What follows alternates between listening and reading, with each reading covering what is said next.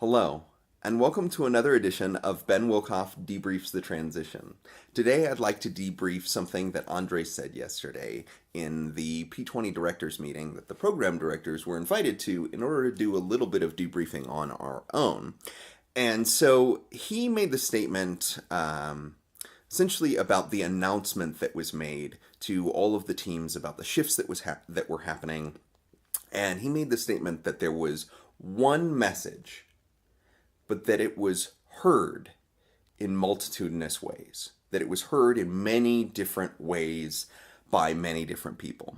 And there was no way to predict how that one message would be heard across all of the various roles, across all of the various teams, and that we should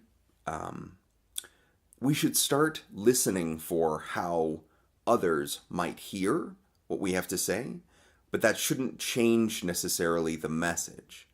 It might, right, based upon reaction or things like that, but that the message should stay singular, but we should be sensitive to the way it is heard. And it got me thinking a lot about all of the messages that I am putting out, the messages that the team is putting out, the messages that other folks are putting out with their words, with their actions, with their communications, right? Like all of those things are singular messages. Hopefully you're not intentionally saying sort of two things that are contradicting one another, but that it still could be heard many different ways by many different people. And so, what are the statements that I am making to a principal when I am meeting with them? What are the statements that I'm making to a teacher, that I'm making to you, that feel as though, one set of people are going to hear it this way, one set of people are going to hear it this way, and am I sort of choosing not to care? Right? There was a moment yesterday in the program directors meeting where I realized that the statement that was being said applied to literally only one other person in the room, but it was being said as if it applied to everyone. And when those kinds of statements are made and those kinds of messages are put out, you're not even considering the idea that it could be heard as something that I no longer have to listen. I can tune out because you don't take my needs into consideration. You don't take the needs of others into consideration.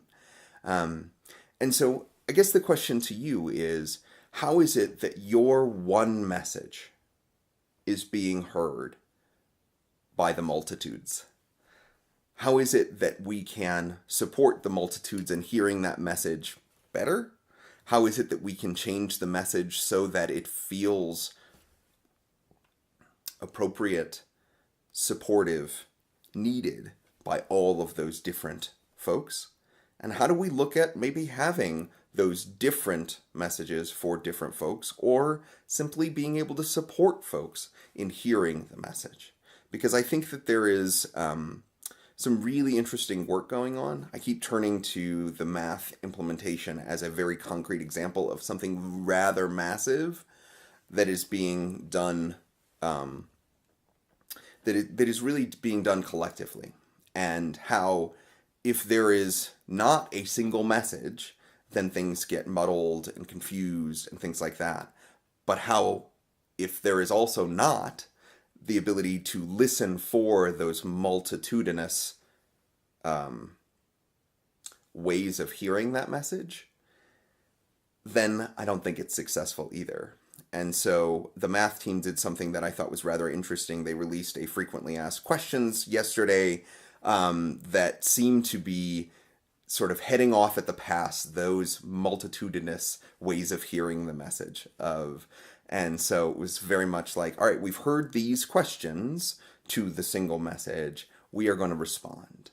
And I don't think that's the only way of doing it, but I think it's a really interesting way of going about it, where there could be a ongoing frequently asked questions for us. There could be an ongoing space where we are continuing to curate the resources that we turn to on a daily basis, that we understand are sort of the most essential.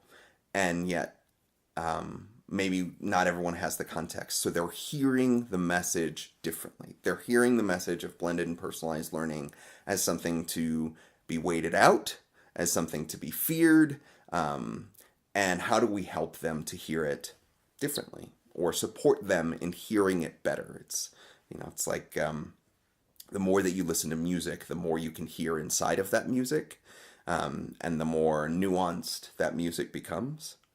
And so anyway, it's the question I have, how do we make sure that our one message is being heard by the multitudes, either in the way that we want, or if not that, then it is being heard and we are supporting the multiple ways of hearing. I hope that made sense. If you have thoughts, please do leave a comment or reply back to the emails. I really have enjoyed this process of learning and creating with you. I hope you have a great day of that too.